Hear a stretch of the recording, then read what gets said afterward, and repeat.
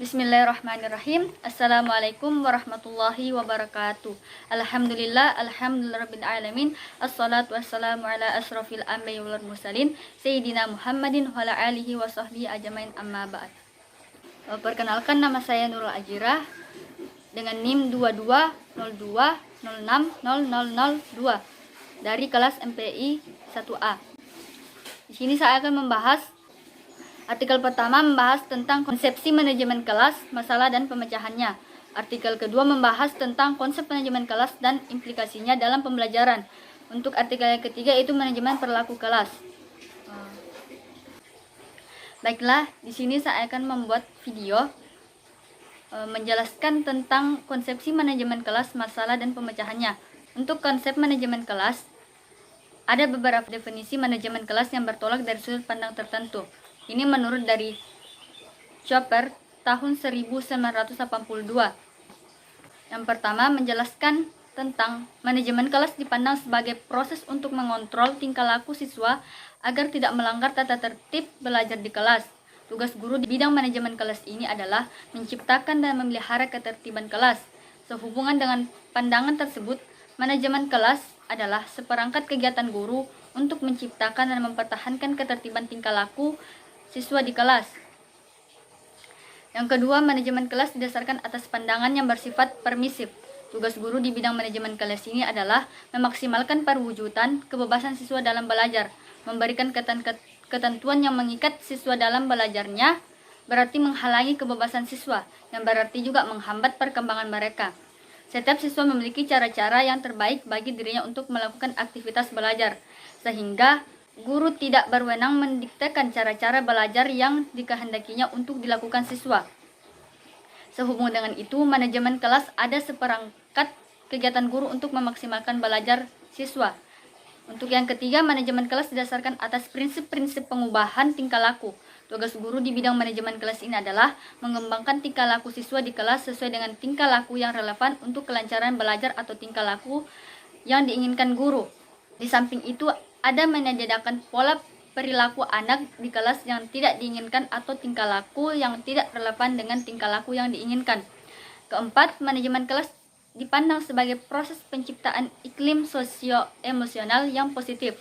Kelancaran proses belajar mengajar bergantung pula pada iklim sosial dan iklim emosional kelas, yakni hubungan interpersonal yang terjadi di kelas. Iklim sosio-emosional yang positif dapat memperlancar proses belajar bagi siswa. Oleh karena itu, tugas guru di bidang manajemen kelas adalah mengembangkan cara mempertahankan iklim sosio-emosional kelas yang positif yang dicerminkan oleh adanya keterbukaan hubungan antar siswa dengan guru, suasana kelas yang hangat dan tidak ada hambatan-hambatan emosional psikologis. Yang kelima, manajemen tindakan kelas bertolak dari pandangan bahwa kelas merupakan sistem sosial. Sebagai sistem sosial, keutuhan kelas sebagai kelompok berpengaruh terhadap kesuksesan belajar anggota kelas tersebut. Tugas guru di bidang manajemen kelas ini adalah menciptakan dan mempertahankan keutuhan organisasi kelas, mengendalikan unsur-unsur yang dapat memecah belah keutuhan kelas. Oleh karena itu, manajemen kelas adalah seperangkat kegiatan guru untuk menumbuh kembangkan dan mempertahankan organisasi kelas yang kondusif untuk kelangsungan dan kelancaran aktivitas belajar siswa. Yang poin kedua yaitu ruang lingkup kegiatan manajemen kelas. Ruang lingkup kegiatan manajemen kelas meliputi sejumlah kegiatan guru di kelas dalam melaksanakan pembinaan iklim kelas dari segi proses, kegiatan perencanaan, pelaksanaan, penilaian, dan monitoring. Secara substansial, kegiatan manajemen kelas mencakup pembinaan. Yang pertama, pembinaan disiplin siswa. Yang kedua, pembinaan iklim sosial kelas. Yang ketiga, pembinaan iklim sosio-emosional. Dan yang keempat, pengembangan lingkungan fisik kelas. Untuk poin yang ketiga itu tujuan manajemen kelas. Adapun tujuan manajemen kelas adalah tujuan umumnya yaitu kegiatan manajemen kelas adalah untuk menciptakan kondisi kelas yang kondusif bagi produktivitas kegiatan pembelajaran. Yang keempat yaitu sifat manajemen kegiatan kelas. Sifat kegiatan manajemen kelas meliputi preventif dan kuratif.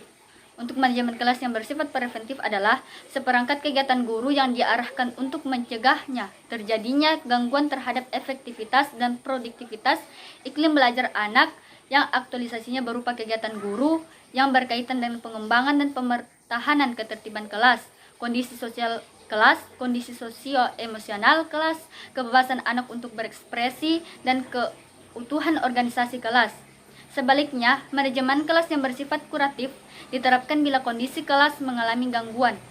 Kuratif berarti penyembuhan, artinya manajemen kelas yang berfungsi untuk mengembalikan kondisi kelas yang terganggu pada kondisi semula. Yang kelima yaitu fungsi manajemen kelas. Fungsi manajemen kelas meliputi yang pertama fungsi pengembangan, yang kedua pengendalian, yang ketiga fungsi penyembuhan. Untuk yang ketujuh itu keterampilan dasar manajemen kelas. Aktualisasi proses manajemen kelas terwujud dalam perilaku guru di kelas yang mendorong tumbuhnya iklim sosial kelas yang kondusif dan produktif. Untuk poin yang ke-8 yaitu masalah-masalah kelas. Masalah-masalah kelas yang mungkin dihadapi guru dalam kegiatan pembelajaran, misalnya masalah anak berbicara di kelas saat guru menerangkan, yang kedua masalah anak bertengkar saat belajar berlangsung, anak melucu di kelas, anak tercekam emosinya, takut, tertekan, kalut, temperatur kelas yang panas, tempat duduk yang berjubel, susunan tempat duduk yang tidak cocok untuk berdiskusi, dan lain-lain. Lain pada hakikatnya dibedakan dalam 4 kategori, yakni gangguan disiplin, iklim sosio-emosional, dan gangguan fisik. Poin yang ke-9 yaitu pemecahan masalah kelas. Dalam pemecahan masalah kelas, ada 2 pendekatan utama yaitu pendekatan tanpa teori yang berdasar teori. Pendekatan tanpa teori dapat diuraikan sebagai pendekatan larangan dan anjuran, pendekatan hukuman dan ancaman, dan pendekatan kekuasaan. Untuk jenis pendekatan lain dalam mengatasi masalah adalah pendekatan yang berdasarkan teori yang diuraikan sebagai pendekatan pengubahan tingkah laku dan pendekatan sosio-emosional.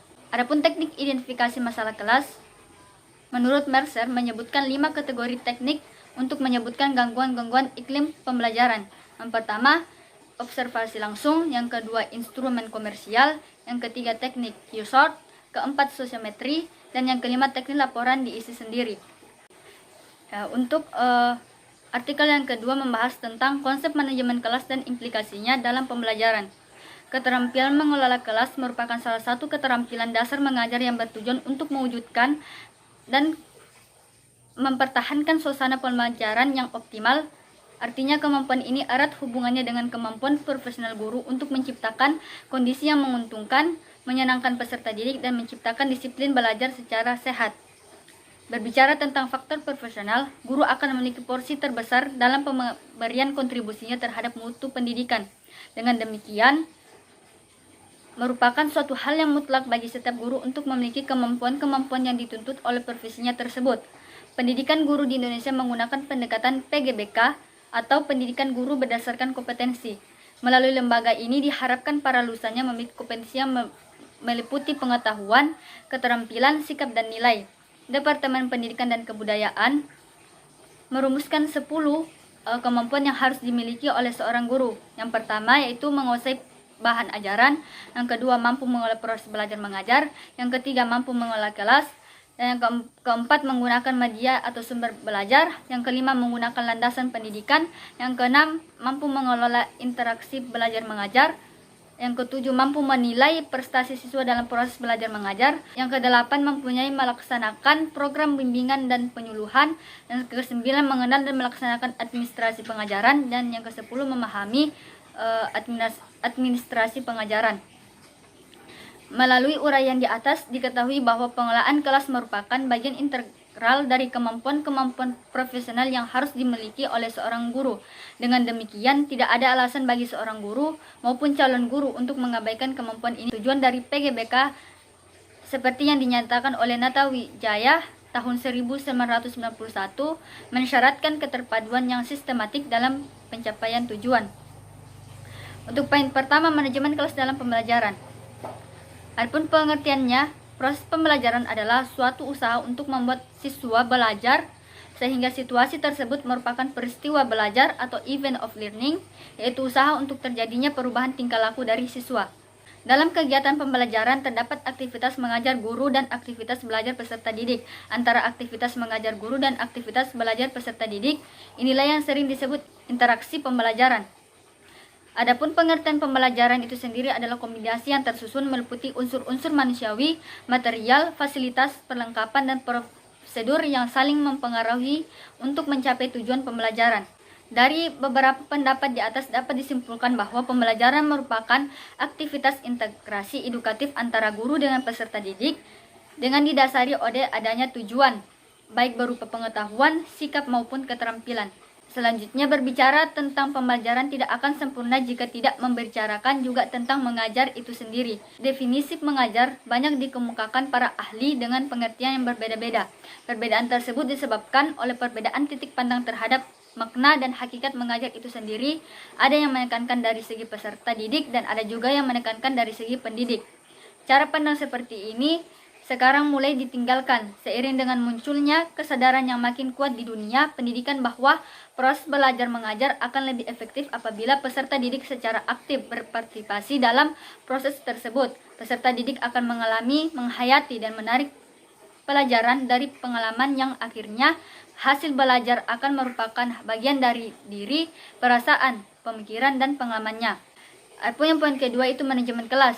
Perlunya kemampuan mengolah kelas yang dimiliki oleh seorang guru karena pembelajaran adalah proses membantu siswa belajar yang ditandai dengan perubahan perilaku baik dalam aspek kognitif maupun psikomotorik. Dampak pembelajaran dapat dibedakan ke dalam bentuk langsung atau proses integrasi antara guru dan peserta didik, antara peserta didik dengan iklim atau suasana belajar yang dikembangkan. Hal ini diperlukan supaya sistematik yang berkaitan dengan pengembangan lingkungan belajar yang diciptakan oleh guru agar tujuan pembelajaran tercapai. Proses pembelajaran akan selalu berlangsung dalam suatu adegan kelas. Adegan kelas itu perlu diciptakan dan dikembangkan menjadi wahana bagi berlangsungnya pembelajaran yang efektif. Hal ini tentu saja harus didukung oleh kemampuan guru dalam mengelola kelas. Upaya yang ketiga itu berbagai pendekatan, teknik disiplin, dan kontrol kelas. Menurut Biggs and Telford tahun 1987, guru dapat memilih pendekatan yang berada pada dua kubu yang bersifat ekstrim, yaitu high structure decision, yaitu keputusan yang ditekankan pada aturan guru dalam menciptakan lingkungan belajar. Di sini siswa relatif sedikit diberi pilihan, oleh karena itu aturan-aturan yang berasal dari siswa pun relatif sedikit. Yang kedua yaitu low structure decision. Siswa diberi banyak pilihan dan kesempatan dalam menentukan pengalaman belajar yang akan diperolehnya melalui otonomi yang dimaksimum. Selanjutnya, Gnagey mengatakan bahwa berdasarkan studi yang dilakukan pada tahun 1981, ditemukan bahwa perilaku deskriptif para siswa di sekolah menengah atas lebih banyak disebabkan akan membutuhnya rasa aman atau security need daripada kebutuhan yang lainnya. Selanjutnya kita dapat menyimak berbagai pendekatan pengenalan kelas yang diungkapkan Sunaryot pada tahun 1989 secara sederhana. Yang pertama itu pendekatan kekuasaan, kedua pendekatan ancaman, yang ketiga pendekatan, dan yang ketiga itu pendekatan kebebasan. Selanjutnya itu artikel ketiga dengan judul Manajemen Perilaku Kelas, Solusi Umum Kesalahan dan Apa yang Harus Dilakukan. Untuk kesalahan yang pertama yaitu mendefinisikan kelakuan buruk dengan tampilannya. Mendefinisikan kelakuan buruk oleh bagaimana tampilannya hanya memberi kita gambaran perilaku yang tidak lengkap. Misalnya seorang siswa yang tidak memiliki tugas adalah masalah kelas umum. Jika mereka tidak memiliki tugas karena alasan berbeda, pendekatan kita ubah perilaku mereka mungkin perlu berbeda. Sebagian besar perilaku buruk berfungsi untuk salah satu contoh yaitu dua siswa di luar tugas yang disebutkan sebelumnya. Satu siswa mungkin tugas untuk mendapatkan perhatian kita, sedangkan yang lainnya mungkin tidak ada tugas karena tugasnya terlalu sulit. Salah yang kedua yaitu bertanya, mengapa Anda melakukan itu? Meskipun kami tergoda, bukan ide yang baik untuk bertanya kepada siswa kami, yaitu bertanya mengapa Anda lakukan itu. Pertama, berkali-kali siswa kami tidak akan tahu alasan mengapa mereka. Yang kedua, kita sering tidak menyukai jawaban mereka. Misalnya jika Victor bermain di mejanya selama pelajaran, kami bertanya mengapa ia mungkin mengatakan dengan baik, karena pelajaran ini sangat membosankan. Untuk menentukan fungsi perilaku, kita perlu belajar apa yang terjadi di kelas sebelum dan sesudah itu terjadi. Adapun kesalahan yang ketiga yaitu ketika suatu pendekatan tidak berhasil, cobalah lebih keras. Ketika pendekatan manajemen tidak berhasil, kecenderungan pertama kami adalah berusaha lebih keras. Pendekatan ini lebih efektif, lebih sederhana untuk digunakan, dan buat iklim kelas yang lebih positif daripada berusaha lebih keras. Kesalahan yang keempat yaitu melanggar prinsip-prinsip aturan kelas yang baik. Peraturan kelas memainkan peran penting dalam manajemen kelas yang efektif. Namun aturan saja memberikan sedikit pengaruh terhadap perilaku siswa. Pun contoh aturan yaitu adalah jangan panggil. Untuk meringkas, pedoman untuk aturan kelas meliputi sebagaimana yang pertama itu kembangkan 4-6 aturan kelas yang terukur, dapat diamati dan positif dan termasuk siswa dalam pengembangan aturan. Yang kedua itu mengajarkan aturan dan subrul secara langsung. Yang ketiga itu memposting peraturan dan meninjaunya sering. Dan yang keempat yaitu pastikan untuk melaksanakan konsekuensi untuk kepatuhan aturan dan ketidakpatuhan. Kesalahan kelima yaitu memperlakukan semua perilaku buruk sebagai tidak boleh dilakukan. Ketika siswa berperilaku buruk, seringkali tampak seolah-olah itu adalah masalah motivasi secara eksklusif. Namun beberapa perilaku buruk disebabkan oleh kurangnya keterampilan yang tepat, bukan kurangnya motivasi.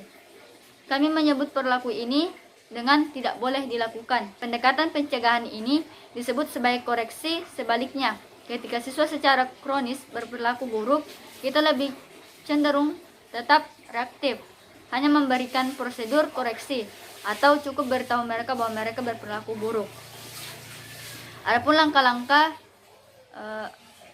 yang harus dipersyaratkan utama, yang pertama itu langkah pertama, identifikasi konteks perilaku yang dapat diprediksi atau di mana dan kapan perilaku buruk terjadi. Langkah kedua, tentukan perilaku yang diharapkan atau apa yang kita inginkan sebagai gantinya. Langkah yang ketiga yaitu secara sistematis modifikasi konteks, misalnya perubahan dalam instruksi, tugas, jadwal, pengaturan tempat duduk. Langkah keempat yaitu lakukan latihan perilaku atau mintalah siswa mempraktikkan perilaku yang sesuai. Langkah yang kelima yaitu memberikan penguatan yang kuat seperti guru yang sering dan langsung atau pujian. Langkah yang keenam yaitu perilaku yang diharapkan dengan cepat. Dan langkah yang ketujuh yaitu pantau rencana atau kumpulkan data tentang kinerja siswa. Kesalahan keenam yaitu kurangnya perencanaan untuk waktu transisi. Saat merencanakan hari mengajar kita, perencanaan transisi sering diabaikan. Namun sejumlah besar waktu kelas dihabiskan untuk transisi dari satu subjek yang lain atau dari satu tempat ke tempat lain. Tanpa perencanaan yang tepat, transisi dapat menjadi salah satu waktu yang paling membuat frustasi dalam sehari bagi para guru. Masalah transisi dapat dikurangi secara signifikan dengan mengikuti beberapa prosedur praktis. Kesalahan ketujuh yaitu mengabaikan semua atau tidak sama sekali. Kita cenderung mengabaikan untuk ekstrem dengan mengabaikan hampir semua perilaku buruk atau tidak sama sekali. Tidak ada pendekatan apakah efektif, sebaliknya apakah dengan bijak. Pertama, tidak semua perilaku harus diabaikan. Kita hanya boleh mengabaikan perilaku termotivasi untuk perhatian kita. Kesalahan yang kedelapan yaitu menggunakan dan menyalahgunakan waktu yang berlebihan. Time out terjadi ketika seorang guru menghapus siswa untuk waktu tertentu dari kesempatan untuk menerima penguatan.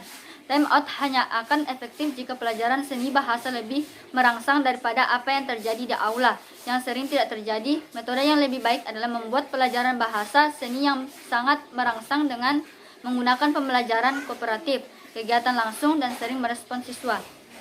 Kesalahan yang ke-9 yaitu harapan dan konsekuensi yang tidak konsisten.